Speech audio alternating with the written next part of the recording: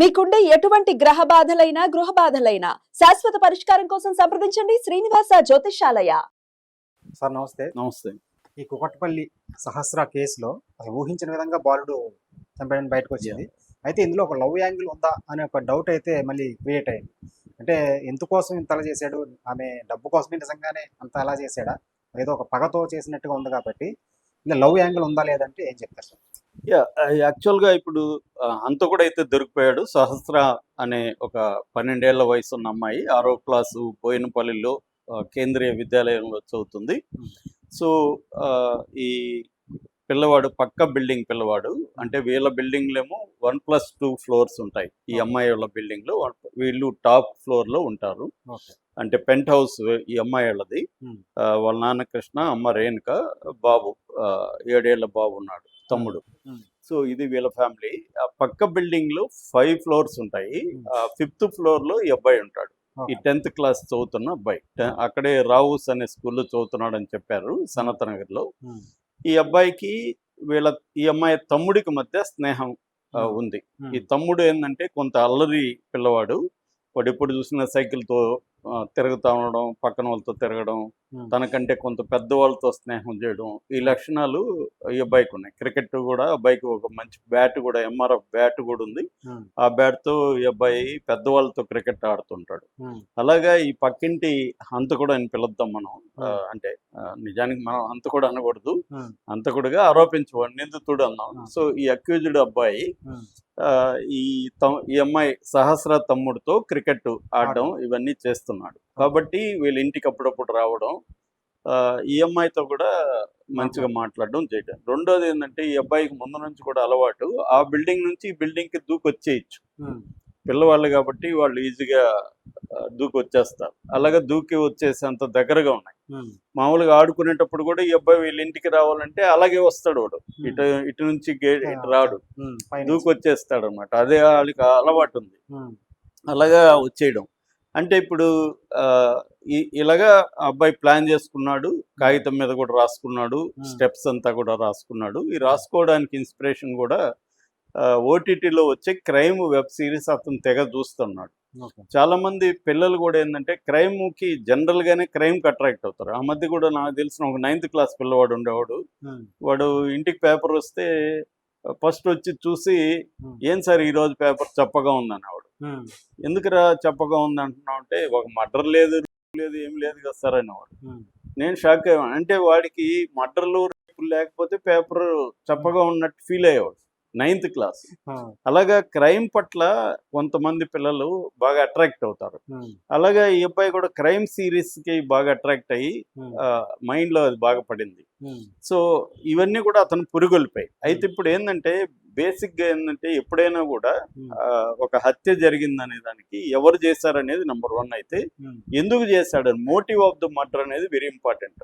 Motive of the murder ని కోర్టులో కూడా ఎస్టాబ్లిష్ చేయాల్సి ఉంటుంది పోలీసులు. సో ఈ అబ్బాయికి ఇప్పుడు మోటివ్ ఏంటి, అమ్మాయిని ఇతనే చంపాడనేది ప్రైమా ఫేసి ఎవిడెన్స్ లో పోలీసులు నిర్ధారించుకున్నారు. ఈ అబ్బాయి కూడా కన్ఫెషన్ స్టేట్మెంట్ లో కూడా, కన్ఫెషన్ లో కూడా నేనే చంపానని ఒప్పుకున్నాడు. దానికి తగిన మెటీరియల్ ఎవిడెన్స్ అంటే కత్తి, ఈ అబ్బాయికి సంబంధించిన బట్టలు, ఈ అబ్బాయి రాసుకున్న నోట్, ఇది డిస్క్రిప్షన్, ఈ 3 పోలీసులకి దొరికాయి. ఈ 3 అనేవి మెటీరియల్ ఎవిడెన్స్.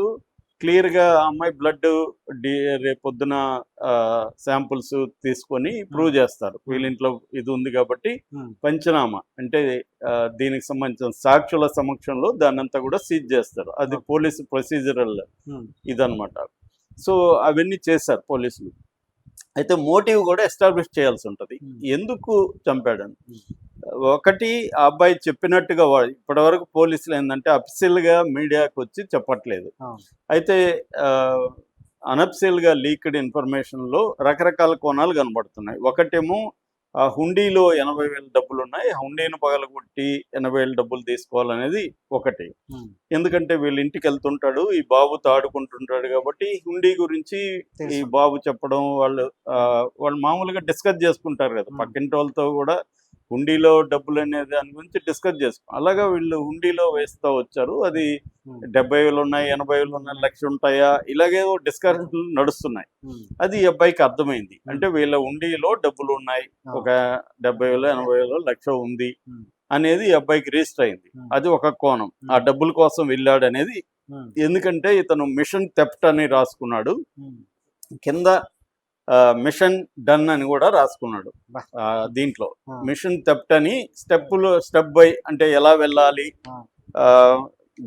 వెళ్ళి గ్యాస్ని టేబుల్ని జరపాలి, ఆ తర్వాత లాక్ని ఎట్లా కొయ్యాలి, ఆ తర్వాత ఫైనల్గా దాన్ని బ్రేక్ ఎలా చేయాలి, హుండీని ఎలా బ్రేక్ చేయాలి, దాని తర్వాత మళ్ళీ గ్యాస్ సిలిండర్ని ఉన్న ప్లేస్లో పెట్టేసి దాన్ని ఓపెన్ చేసేసి వచ్చేయాలి. అంటే అది పేలిపోతే సాక్ష్యాధారాలు ఉండవు అనేది కూడా అబ్బాయికి ఈ వీటిని చూడడం వల్ల, ఈ క్రైమ్ సిరీస్ ని చూడడం వల్ల అబ్బాయికి నాలెడ్జ్ వచ్చి స్టెప్ బై స్టెప్ రాసుకున్నాడు. చాలా క్రైమ్ సిరీస్ లో ప్లానింగ్ ఉంటది కదా, మామూలుగా ప్రొఫెషనల్ కిల్లర్స్, ప్రొఫెషనల్ థెఫ్ట్ ఇవన్నీ క్రైమ్ సిరీస్ లో చూపిస్తారు. ఇవంతా ఇంగ్లీష్ చాలా హైఫై సిరీస్ అంతా హెయిస్ట్ సిరీస్ అంటారు కదా, ఆ హెయిస్ట్ దొంగతనాల సంబంధించిన ప్లానింగ్ అవన్నీ కూడా డీటెయిల్గా ఉంటాయి. సో వాటినన్నింటినీ ఈ అబ్బాయి చూడడం వల్ల ఈ అబ్బాయికి ఒక సెన్స్ అర్థమైంది. దాన్ని ఈ అబ్బాయి సరే వచ్చిరాని ఇంగ్లీష్ లో రాసుకున్నాడు. రాసుకున్న పద్ధతిలో వెళ్ళాడు. కాకపోతే లాక్ ఉంటుంది అనుకున్నాడు, ఆ అమ్మాయి ఉంది అక్కడ ఆ టైంలో. ఈ అబ్బాయి ఏమనుకున్నాడు అంటే స్కూల్కి వెళ్తుంది అనుకున్నాడు అనేది ఈ మోటివ్. అయితే రెండో మోటివ్ ఏంటంటే ఎంఆర్ఎఫ్ బ్యాట్ కోసమే వెళ్ళాడని. ఈ ఎంఆర్ఎఫ్ బ్యాట్ అనేది ఈ అమ్మాయి వాళ్ళ తమ్ముడి దగ్గర ఉంది. ఈ బ్యాట్ ని అడుగుతుంటే వాడు ఇవ్వట్లేదు పిల్లవాడు. సో ఆ బ్యాట్ ని మనం దొంగిలించాలనే ప్లాన్ తో వెళ్ళాడు అనేది సెకండ్ మోటివ్. ఫస్ట్ మోటివ్ ఏమో ఉండిలో డబ్బు, సెకండ్ మోటివ్ ఏమో బ్యాట్, థర్డ్ మోటివ్ ఇప్పుడు సంచలనంగా మారుతున్న మోటివ్ ఏంటంటే ఈ అమ్మాయిని తను లవ్ చేశాడు, ఆ అమ్మాయి లవ్ చేయలేదు. దాని గురించి అమ్మాయి ఒంటరిగా ఉంది కాబట్టి మళ్ళీ ఒకసారి పోయి లవ్ చేయమని అమ్మాయిని ప్రెజర్ చేయడానికి వెళ్ళాడు. ఒకవేళ లవ్ చేయకపోతే పొడి చేద్దామని కత్తి కూడా తీసుకెళ్ళాడు. ఇదంతా కూడా డ్రామా, ఈ థెఫ్ట్ ఇవన్నీ కావాలని డైవర్ట్ చేయడానికి రాసుకున్న డ్రామా తప్ప అసలు విషయం ఈ అమ్మాయిని తను లవ్ చేసి వేధిస్తున్నాడు.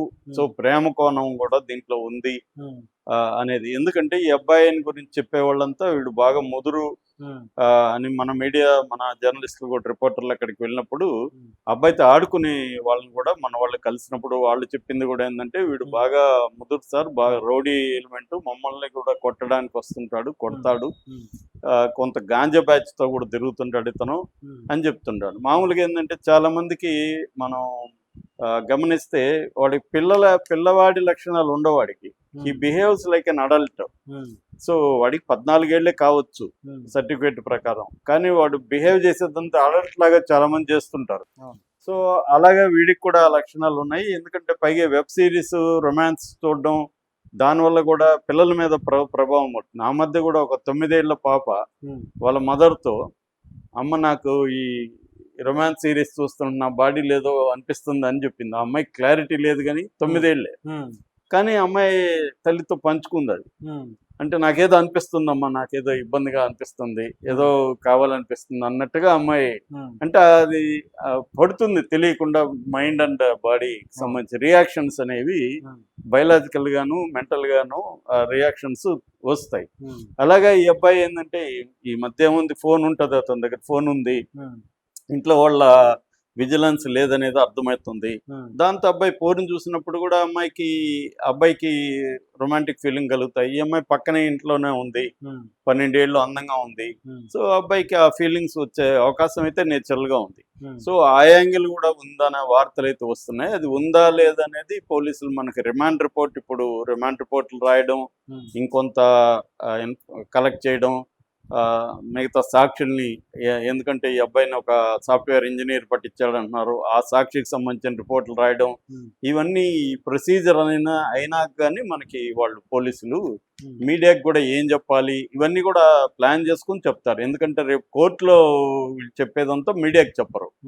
మీడియాకి ఏం చెప్పాలి ఇవన్నీ కూడా ప్లాన్ చేసుకున్నాక మాత్రమే మనకి మీడియా సమావేశం అనేది పోలీసులు ఏర్పాటు చేస్తారు. సో అందుకని టైం పట్టింది. ఈ అబ్బాయిని పట్టుకోవడానికి కూడా టైం ఎందుకు పట్టిందంటే ఏ కెమెరాలు లేవు, అక్కడ సీసీటీవీ కెమెరాలు లేవు. ఈ అబ్బాయి మీద ఇంట్లో వాళ్ళు కూడా, వీళ్ళింట్లో ఈ పాప వాళ్ళ అమ్మ నాన్న కూడా అబ్బాయి మీద డౌట్ లేదు. ఎందుకంటే 10th క్లాస్ పిల్లవాడు సరదాగా ఆడుకుంటుంటాడు, డౌట్ లేదు. సో అందువల్ల లేట్ అయింది. ఏదేమైనా ఈ ప్రేమ యాంగిల్ ఉందా లేదా అనేది కూడా ఇప్పుడు తెలియాల్సి ఉంది. Thank you. Thank you.